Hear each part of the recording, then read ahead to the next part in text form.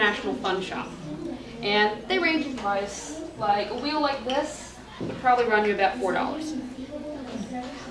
You can buy a basic kit which will include a bunch of foundation wheels, a bruise wheel, a color wheel, some sponges, a stipple brush, brushes, pencils, for about $30, $40. Everything you need to start.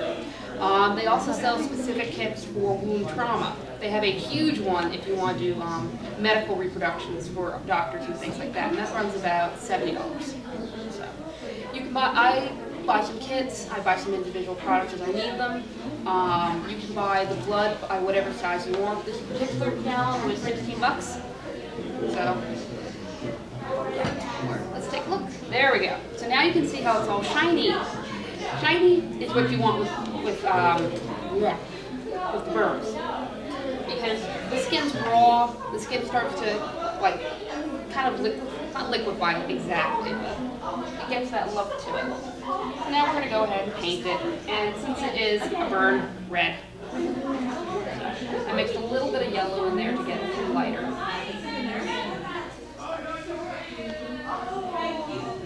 And just apply. And here you hold that up. Right here I've just drawn a basic one where it's a little deeper into it. And this is what it looks like when you don't blend. You can see it's clearly a circle in his hand. So now we're going to blend it and watch the difference. Now, this is just a basic blending. It looks a little more in-depth, a little less fake. Now, with all these applications, if I went like this, they're going to look fake. That's pretty much the end story. But when you're for photographs, for stage performances, from a distance of like, let's say you to you, how's that look? That's what you're aiming for. So, thank you so much. These here are foundation wheels, so I'm trying to match his skin color the closest I can. Somewhere between these two. So, I'm going to put a couple of the techniques into play here and make them kind of bruised up a little bit. Do some modeled flesh. Let's tear your cheek open a little bit and show some of your teeth. So I'm going to start first with latex because it takes the longest to dry. And we're just going to go through your skin. I can't stress it enough. I see so many makeup artists who come into our program who don't blend, and it drives me nuts. Because what could have been an awesome application, but you didn't blend. So it looks so fake. So now we've got a basic piece coming down here that I'm going to rip and tear apart. And we'll start doing on your jaw a little bit. Now, since his jaw moves, like you said, for joints, his jaw moves a lot. Your cheek is really stressed. There's no way you can particularly do any kind of application that will last forever if you're talking a lot. But we're going to do a little one, so I'm going to use latex because it has a little more stretch. So, look, there you go. So, and we're going to paint like a Joker smile type thing here. So serious. Then we're going to we'll peel it back. We'll paint your teeth a little bit into the skin, so it's really ripped open.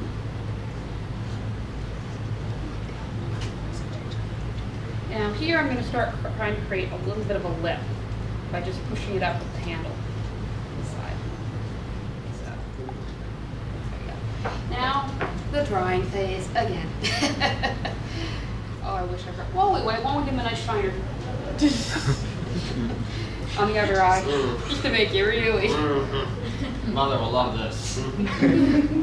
Ken's mother did. Oh. She knew. She knew. She knew. So we're going to start dark and work our way to lighter to shine. So there's a nice little bruise on his head. And your skin's dry enough that I can peel a little bit back, so we're going to make the skin a little bit mottled. So now I'm going to turn. You can see I've pulled off some pieces here and pulled back the others to create the same circles. And as soon as they dry, we'll go and start painting them in. If you want to turn, this is what's always fun when it's really creepy like this. Turn your. You can use this technique actually if you want to put something to something. I'm going by your reaction, guys. I can't see anything. So. When you're done, you can go to the bathroom. Oh wait, there's a giant mirror right here. No, there you go. Nice job. I have no glasses, so I can't necessarily. I didn't see you with the glasses on. It's work. Nice compact mirror, by the way. Oh yeah, I got my makeup first too. Yeah, no, Gambit carried one of those. Gamma carries anything that the ladies might need.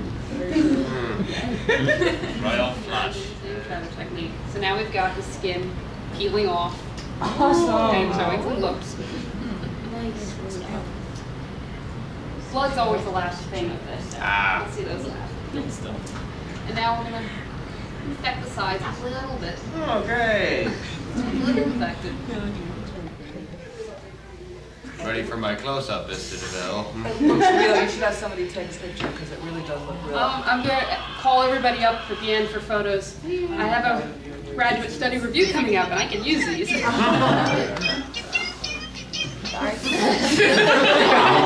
Who let Gur in here? We're gonna have a ringtone off now. Does an individual's facial structure have an effect on how well the makeup looks? Yes. There are some facial structures that are better for makeup than others.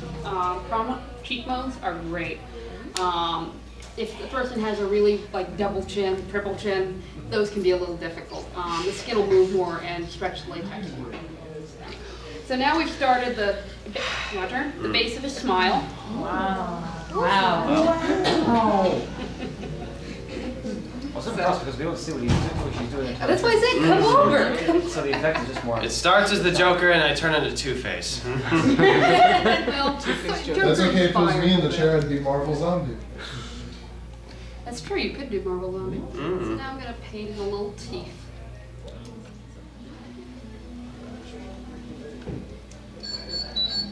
This is like the kind That's of a pretty, ringtone. yeah. That's me. Gore Makeup. So I'm just right now putting the base color of the teeth in, and I'm going to go back and add the shadows. So you can Sarah. So now we've got the base of the teeth, and let's make them a little cute teeth, real teeth, a little bit more yellow. Thank you. Well, you never, I try. nobody has pure white teeth. It's impossible. It's all Photoshop.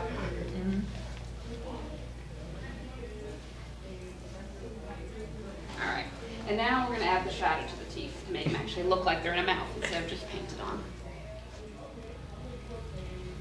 Does their lip structure have any effect? Like if they have very wide lips or very full on how you do that? Yep. I'm kind of stuck with his goatee here. I would actually extend. Well, we can extend it while you don't use the latex. So there we've got it extending a little bit, like that.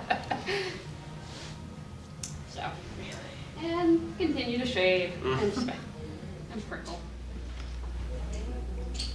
And there we go. We got a basic teeth. Yep. Like, this is probably a stupid question, but like, say if while you're doing the makeup, like the person has like severe yellow, like rancid teeth, would you color in the teeth as well? You to could. make them as There's yellow other and rancid? it's a special product you can buy that will color the teeth. You can also use false teeth too if you want. If let's say if the rancid teeth, they've also got kind of mismatched, and you don't want that for your look. Similarly with also, if I really wanted to with his hair, I'm not going to because you would probably have a hard time getting out. I'd use this. It's called Snow White. It's a temporary makeup hair color. Washes out just like in the shower. And I could actually color his goatee to match the teeth. But I would also prefer to have done latex all the way, but he's got a lot of facial hair and it will hurt. So whenever you're doing makeup, even if you're a woman, make sure you shave first. It'll be painful. Alright, everybody. How y'all doing today? Yeah? I'm moderately neato. I'm not unwell. Welcome to the Dating 101 panel. I'm just going to use the mic because it's a lot easier, even though it is a small room. Sometimes we use it, sometimes we won't. So my name is Kelly. I've been otaku for about 15 years. Hi, Kelly. Yeah, that's what I was gonna say. Could you explain to the crowd who may not be familiar, i.e. me, what exactly is Otaku Dating? Otaku dating is being able to initiate or carry on a relationship with either A, another otaku person, or B, a normal person. Does that involve deodorant on the part of the otaku? I think that's... Let's just put this right now. Cases. Deodorant is mandatory no matter what the circumstance. Life involves deodorant. Pretty much. It's all open, because I know... Is everybody over 18? Yeah. Raise up your hands. Well, you can have general... I think it's easier to go the other way around. A general Raise your hand. scientific talk without getting raunchy. That's true, you can talk about sex. They do that in sex ed classes in school. You can talk about Yeah, they teach you that in Well, one of the things I found growing up was, as an antisocial person myself, I find that it's very common within the otaku community, which is why everyone gets along so well.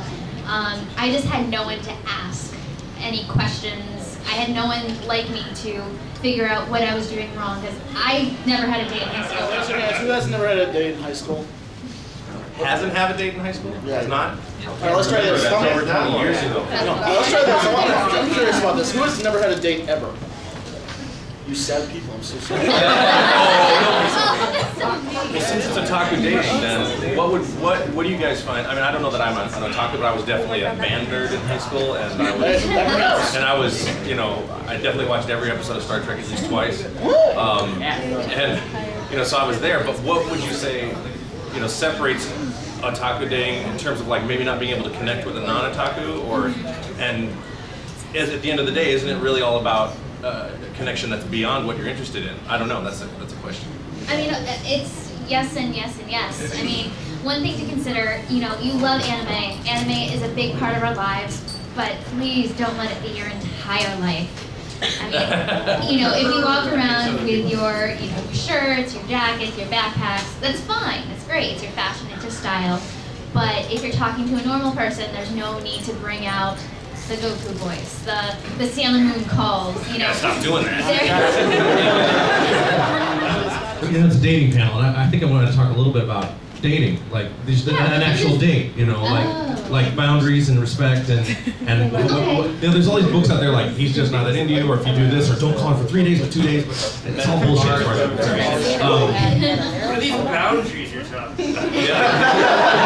By the end of this seminar, that means you don't ogle on the first date, or grab anything on the first date, or second date, or third date, until she says it's okay. So Santa Claus, show you your bag of gifts. At least I don't go after little children with that. Talking about dating and going on dates and getting to know somebody is a really scary process, and having done it a lot, you know, you want to know what cues you want to get from somebody and how to get to know somebody, and you know, a common mistake a lot of people make is to make it all about themselves, or talk about themselves too much because they're nervous, or to not talk enough. And what's the balance between getting to know somebody, going on a date, and you know, when to make the right moves, so to speak, if it comes to physicality, or when to ask them out again? And there's all these questions that we all get nervous about. And I kind of wanted to bring it to the subject of dating, you know, if that's okay. Oh yeah, absolutely. That's probably the biggest fear. The first step is the contact, the initiation. You're absolutely right. Because as my friend once told me last night, we don't judge. if you walk into a bar, or if you walk into a store, or wherever you meet people, and you initiate contact and they look at you funny, or if it doesn't go well, you walk out and you never see that person again in your entire life. And that's something that really stuck with me last night. That's what. Well, what about also, you were kind of hitting on it there just a second, but I think what you might be hinting at is also being open to letting someone else's world into your world. You're into anime, you're into this stuff. Sharing that with them is great, but if it's like, oh my God, are we gonna watch another anime? Why don't we watch what she or he wants to watch? And be open to other interests so that you can connect through that way? Yeah, that's what I'm saying. Yeah, that's the best way. Oh yeah, because I'm an all-around nerd as well as being an all-around person. I just go out and branch into everything else. Okay, that's good. I think she has a question. Oh, yes.